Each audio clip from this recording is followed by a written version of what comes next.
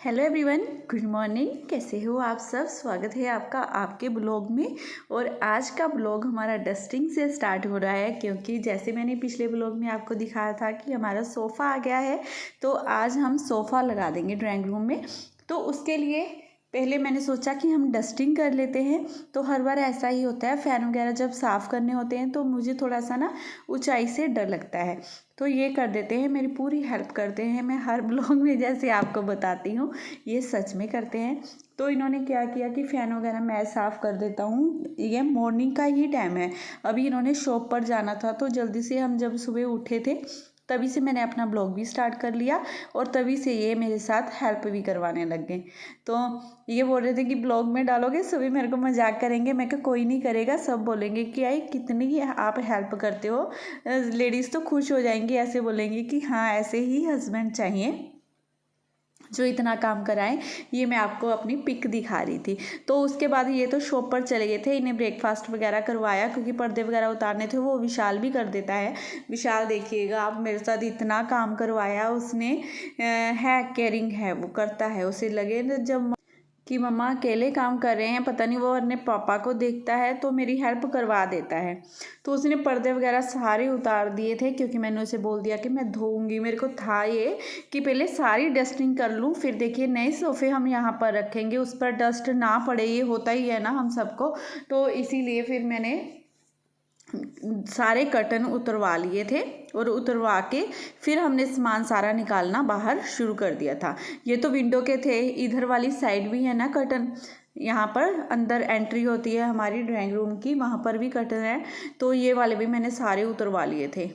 ये मैं घर में ही वॉश करती हूँ, कभी भी मैंने बाहर से वॉश नहीं करवाए हैं।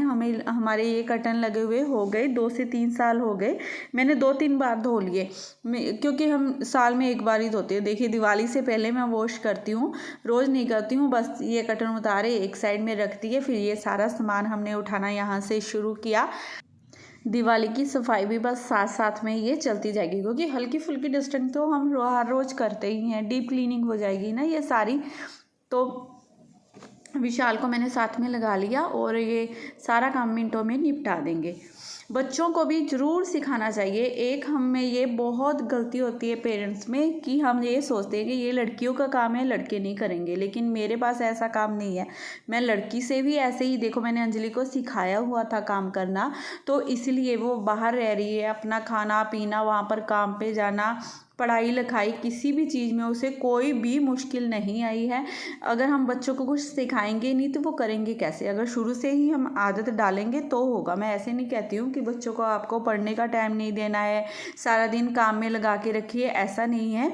लेकिन थोड़ा थोड़ा उनको खुद को, जैसे सेल्फ स्टडी हम बोलते हैं कि ज़रूरी है, तो अपने लिए काम भी उनको आना चाहिए, ताकि हम बीमार हैं, कहीं जा रहे हैं या कुछ भी है, वो अपने लिए खाना पीना कर सकें। ऐसे ही विशाल है, सेम टू सेम। अगर मैं कहीं भी जाती हूँ, ये मैगी वगैरह पास्ता वगैरह सब बनाकर खा लेता है। मुझे ये टेंशन नहीं होती। राइस भी बना लेता है, ये तड़के वाले चावल बनाते हैं ना हम, वो भी बना लेता है। चाय वगैरह बना लेता है। तो बहुत चीज़ें ऐसी आती हैं। हाँ रोटी सब्जी नहीं बना पाता है, लेकिन भूखा भी नहीं रहता है, अपना पेट भरने के लिए ये कर लेता है। तो बस मैंने यहाँ से, विशाल और मैंने दोनों ने मिलकर हमने यहाँ से सारा सामान बाहर निकाल दिया। सोफ़े वगैरह लगे हुए थे, टेबल थे, जैसे भी जो भी सामान था सारा निकाल दिया। उसके बाद मैं विंडो साफ़ करने लग गई।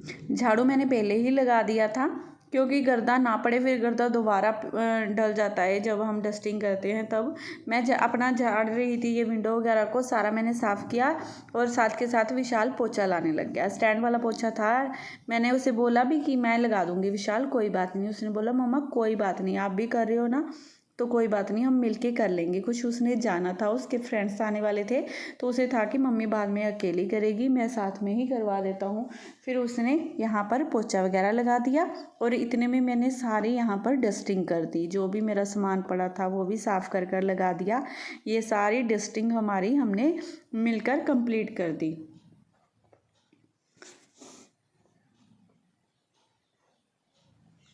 और बस साथ के साथ अपना सोफ़ा लगाने लग गए। इतना सुंदर हमारा ड्राइंग रूम बन गया है ना, बहुत अच्छा लगता है। मुझे ऐसे लगता है कि पुराना सोफ़ा हमने अब तक रखा क्यों था, कितना बुरा लगने लग गया वो। ये अब नवा सोफ़ा आ गया, पहले वो ही अच्छा लगता था मेरे को। ऐसे लगता था कि ये भी अच्छा लग रहा है। ऐसा ही होता है ना, जब कोई नई चीज़ आती है फिर पुरानी चीज़ की ग्रेड डाउन हो जाती है, वही है सेम। तो यहाँ पर हमने सारा अपना सोफ़ा लगा लिया है। मैं आपको ड्राइंग रूम की पूरी लुक दिखाऊंगी, तो आपने बताना है कि कैसे लग रही है हमारा ड्राइंग रूम, कैसा लग रहा है, अच्छा लग रहा है कि नहीं लग रहा है। तो अभी तक मैंने ब्रेकफास्ट भी नहीं बनाया क्योंकि मॉर्निंग में जल्दी से लग गए। अंजलि के पापा को तो करवा दिया था, वो तो कर चले गए थे। विशाल ने बोला कि अभी भूख नहीं है, मैं तो ब्रेकफास्ट करती ही नहीं हूँ, मैं तो हल्का फुल्का कोई शेक या कुछ भी अपना हेल्दी सा बनाकर खा लेती हूँ। तो परोठी वगैरह तो मैंने बंद कर रखी है, बहुत देर होगी। परोठी वगैरह तो मैंने कभी नहीं खाया है क्योंकि मेरे को हो जाता है, वो जल्दी नुकसान करता है, मेरी बॉडी को सूट नहीं करती हैं ऐसी चीज़ें। तो मैंने ये सब कुछ बंद कर दिया है। अब मैं कुछ भी नहीं खाती हूँ ऐसा, ऑयली फूड बहुत कम, बहुत कम। कभी कहीं जाएं, कोई मजबूरी हो जाए तो मैं हल्का फुल्का खाती हूँ, नहीं खाती हूँ। नहीं तो मेरे से ना कई बार लोग पूछ लेते हैं कि आप कैसे पतले हो गए, बताओ बताओ कैसे पतले हो गए। तो आप बिल्कुल भी चाय बंद कर दो, चाय नहीं पीनी है आपने। ऑयली फूड बिल्कुल बंद कर दो। डिनर आप 7 बजे तक अपना कर लो, और डिनर में बिल्कुल मतलब कि हल्का डिनर कीजिए, जैसे दाल हो गई, सूप वगैरह हो गए, और थोड़ी सी एक्सरसाइज और योगा, या एलईडी पर, टीवी पर, मोबाइल पर कुछ भी गाने वगैरह लगाकर थोड़ी सी एक्टिविटी करना भी बहुत ज़रूरी है। तो यहाँ पर हमारी सफाई चल रही है। देखिए विशाल कितने अच्छे से साफ़ कर रहा है ये सारा कुछ, मेरी बहुत ज़्यादा हेल्प कर दी इसने। और साथ साथ में इसका चल रहा है कि मम्मा आप क्या बनाओगे, क्या करेंगे, क्योंकि भूख भी लग चुकी है इसे, काफ़ी टाइम हो चुका है हमें करते करते ये सारी साफ़ सफाई। ये वीडियो में देखने में लगता है कि इतनी जल्दी होगी, लेकिन इतनी जल्दी नहीं होती है, बहुत टाइम लग जाता है इन सभी कामों को। कई बार मेरे को ना कमेंट भी आ जाते हैं, मैम आप इतनी जल्दी जल्दी कैसे काम कर लेते हो। लेकिन वीडियो में ऐसे लगता होता है कि जल्दी जल्दी काम करते हैं, जल्दी जल्दी काम, लेकिन टाइम तो लग ही जाता है। कोई भी हम काम करते हैं ना, डीप क्लीनिंग में तो खासकर। चलिए एक बार आप ड्राइंग रूम की पूरी लुक देख लीजिए। जो फ्लावर पॉट है वो वहाँ पर रख दिया है, और यहाँ पर इस तरह से पूरा सोफ़ा आ गया। अब हम अंदर आ गए थे, तो मैंने विशाल को बोल दिया कि अंदर वाले भी सारे कर्टन उतार दो, सारे धो दूँगी। हमें ना हमेशा यही डर रहता है कि घर में अगर पर्दे धोएंगे, अगर वो सिंपल वाले पर्दे हैं तो वो ठीक ही है। अगर ये हमारे छल्ले वाले पर्दे होते हैं ना, ये निकल जाते हैं जब हम धोते हैं, चाहे हाथ से धो चाहे मशीन से धो। लेकिन मैं कैसे धोती हूँ मैं आपको बताती हूँ। कभी भी कोई भी मेरा पर्दा देखिए ये खराब नहीं हुआ, बिल्कुल ऐसे ही रहते हैं। देखिए क्या करना है, इस तरह से पकड़ लेना है हमें, ठीक है, ऐसे पकड़ा। और पर्दे भी मेरे बहुत गंदे हुए हैं। फिर मैंने क्या लिया, ऐसे आपने ना कोई भी कपड़े से ऐसे निकाल लीजिए, तनिया से बनाकर इसे छल्लों में से देखिए इस तरह से निकालना है, और अच्छे से इसकी नोट बांध देनी है। ऐसा करने से ये इसमें ही रहेंगे, पर्दे भी हमारे धुल जाएंगे, बिल्कुल साफ हो जाएंगे। ये धोने के बाद भी मैं दिखाऊंगी। और इसे ऐसे ही करना है। मैंने सारे घर के पर्दे उतारे हैं ना, सारे बिल्कुल सेम टू सेम ऐसे ही कर लिए हैं। मैं बिल्कुल भी पर्दों को कभी ड्राई क्लीन नहीं कराती हूँ बाहर से, हमेशा ऐसे ही धोती हूँ। और इनकी शाइन वगैरह देखिए बिल्कुल वैसे ही रहती है, कोई खराब नहीं होती है, ऐसे ही रहती है, क्योंकि ये पक्का स्पार्कल होता है, ये खराब नहीं होता कभी। ऊपर छत पे आई थी, देखिए सारी दीवारें, रस्सी, तार सब भर गए हैं कपड़ों से। आज बहुत सारे कपड़े धोए, कपड़े धो धोकर बुरा हाल हो गया था मेरा। और अब हम आ गए किचन में। यहाँ पर मैं बना रही हूँ वाइट चने, जिसके लिए मैंने खड़े मसाले लिए हैं। काली मिर्च ली है, बड़ी इलायची, छोटी इलायची, और लौंग ले लिए हैं, दालचीनी ले लिए है। इधर मैंने एक चौरस कपड़े का पीस लिया है, जिसमें 1 चम्मच चाय पत्ती का डालकर अच्छे से इसे बांध लेना है, खुलना नहीं चाहिए, अच्छे से बांध लेंगे। गैस पर कुकर रख दिया था, जिसमें चने भिगोए हुए थे, मैंने रात को भिगो के रख दिए थे, वो थे, जिसमें पोटली रख दी, और ये सारे खड़े मसाले डाल दिए हैं। और अब प्रेशर कुकर को बंद कर देंगे और 4 से 5 विसल लगा लेंगे। ये लगाने के बाद साथ के साथ मैं तड़का लगाने लग गई। अब कढ़ाई रख दी है, ऑयल डाल दिया है, जीरा डाल दिया है। खड़े मसाले हमने पहले ही डाले थे तो उसकी ज़रूरत नहीं थी। 2 से 3 प्याज थे जिन्हें मैंने मिक्सी में ग्राइंड कर लिया था, वो भी डाल दिए हैं। प्याज को अच्छी तरह से भूनना है हमने, अच्छी तरह से मतलब कि अच्छी तरह से ही होना चाहिए हमारा, ब्राउन कर लेना है अच्छी तरह से भून कर, इस तरह से जैसे मैंने किया है। अब यहाँ पर मैंने लिया है लहसुन, अदरक और हरी मिर्च। इसे भी पीस लिया था, पहले डाल देते तो नीचे लगने लग जाता है, फिर प्याज कच्चे रह जाते हैं, अच्छी तरह से नहीं भूनते हैं तो बाद में डाला।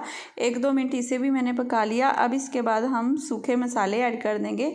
नमक डालूंगी, मिर्च डाल देंगे, हल्दी डाल देंगे और धनिया पाउडर, ये सारा कुछ डालेंगे। मिर्च आपने हिसाब से डालनी है। अगर आपने ग्रीन मिर्च डाली हुई है तो लाल थोड़ी सी कम डाल लीजिएगा। अब सूखे मसाले हैं तो इसे 1-2 बार चलाने के बाद 3-4 टमाटर लिए, उन्हें मिक्सी में पीस लिया, वो भी हमने इसके अंदर ही डाल देने हैं और इसे अच्छे से मैंने चलाया। 1-2 मिनट पकाने के बाद बस अब इसमें पानी ऐड कर देंगे।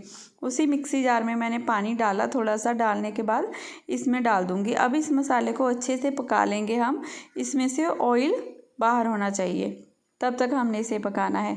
और ये मैंने चने भी डाल दिए। मैं कैमरा ऑन करना भूल गई थी, फिर ज़्यादा आया हो, मैंने वीडियो तो बनाई ही नहीं तो जल्दी से कैमरा लगाया, फिर आपको दिखा दिया कि चने देखिए इस तरह से मैंने डालकर हिला लिया है, तो इसके लिए सॉरी।